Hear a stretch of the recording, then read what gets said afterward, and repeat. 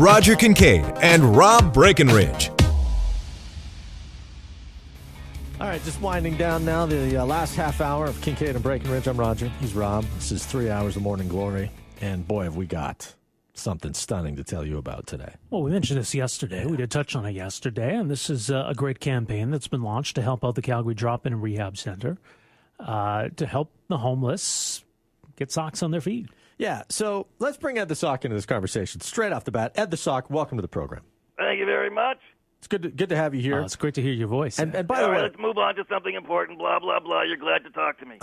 Well, no, I was going to say we're glad that you are stepping up. If you'll allow me to pun a little bit here and help the homeless here in the city. Well, actually, I wish you would have asked me if you could pun before you did it. But now that it's passed, I'll let it go. Listen, somebody has to step up for the homeless because they're the most easily ignored people. You've never seen, you think that human beings haven't discovered the ability to turn invisible until you turn homeless. Then you discover that it's actually easy for people to walk right past humans and not see them.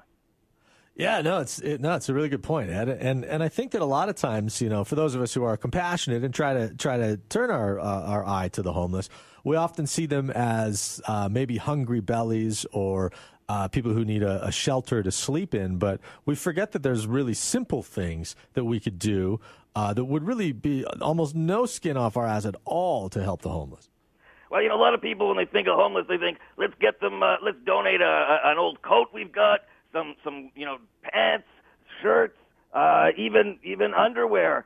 People will, please, I don't know if donating underwear is a good idea, even if your heart's in the right place, unless it's new. New, yeah. But people think that they even donate shoes and boots. They don't think about socks. It's almost like socks are some kind of extravagance for the elite. But the fact is that shoes without socks in our winters, it means your toes freeze off. And people don't think about this. It's like, oh, now the homeless want socks. It's actually about survival. It's not about just comfort. It's about keeping your feet and circulation going when the temperatures drop to like minus 6,000. All right, so how, Ed, did you find out about this campaign and get involved in this campaign? Well, there's a group you got there called Working Together for Fun. It's a group of women that does good work, and they mentioned something on Twitter. I don't know how I saw it, but somehow I came across it, and I thought, okay, it's a campaign, Socks for the Homeless. I don't like to play too much on my ethnicity. I think that's a weakness. However, in this case, clearly there is a resonance between my ethnicity and the campaign. Right. And to that point, Ed, I would think that it would be like a call to arms for your brethren, wouldn't it? Isn't this like you summoning your countrymen to the cause? You want me to come over there and punch you? Okay, I'm Is that sorry. what you want? Listen, okay, seriously now, Debbie Newman, who's the executive director of the Drop-In and Rehab, the Calgary Drop-In and Rehab Center Society, said that in 2010, so it was a couple years ago now, they did a medical survey at the Drop-In Center to assess some of the physical and mental health concerns of their clientele, and over 25%, so 1 in 4 homeless people, were saying that they've got sore and hurting feet, due in part to improper hygiene and also to the cold, which you mentioned before. So foot health is something that's a big challenge for homeless people in our city, but it's probably not top of mind.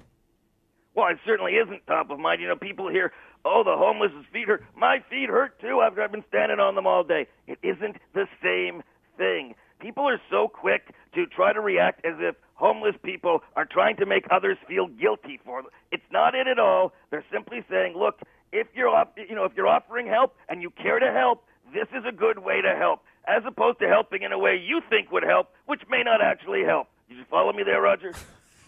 Loud and clear. Loud and clear. Well, this is an easy way for people to help. Doesn't cost a lot to buy a pair of socks, right? I don't even know if the socks have to be brand new. They have to be clean and in good shape. They can be mismatched even. It's not like they're being fancy. Nowadays, a lot of hipsters wear mismatched socks. That's Not true. that I can stand those people. But even new socks. I think you can go to Walmart and get 5,000 for $10. I don't know. They're not very expensive.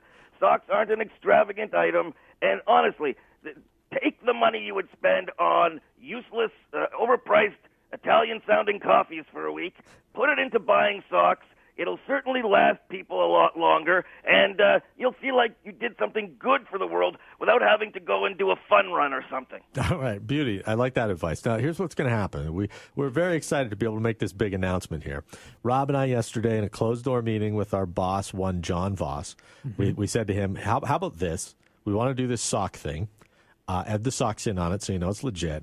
We want to put a box in the lobby of our brand new, this place hasn't even been christened yet. I don't think anybody's taken the champagne to the side of this building yet. We're going to put a box in the lobby. People come down. They're going to see the place. They're going to drop some socks in the box. We're going to raise 1,000 socks, help out the ladies from working together for fun, and Ed the Sock achieve this goal. So that's our big announcement today. By week's end, by Friday, that box will be in our lobby, and you'll be able to put socks in it, and it's going to be awesome. We'll keep reminding people that because people have very, very short attention spans. They don't even remember who won American Idol last year. So keep reminding people. And while it's great that you guys are participating, I hope that you get those 1,000 socks because it's really unusual for radio personalities to do anything that isn't completely self-serving. So I congratulate you. This is true. This is very true.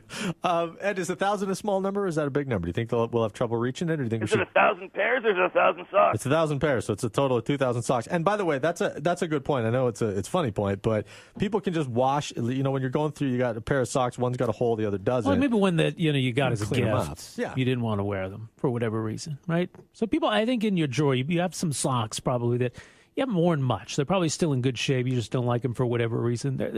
Something like that even. Oh, the ones those ones you get for Christmas where the toes are different colors and there's cats on them and stuff like that. Feel free, donate them. This way, you're spreading the Christmas joy that you didn't get from the socks to somebody else. Awesome. Hey, Ed, we're going to take a commercial break. Do you want to come back and give us some thoughts on the election? I know you got a lot to say about politics. What else have I got to do? It's not like I'm a busy media personality or anything. I'm Canadian. Of course I'm not busy. Fantastic. Ed the Sock on the line with us. It's Kincaid and Breckenridge on News Talk 770. Roger Kincaid and Rob Breckenridge.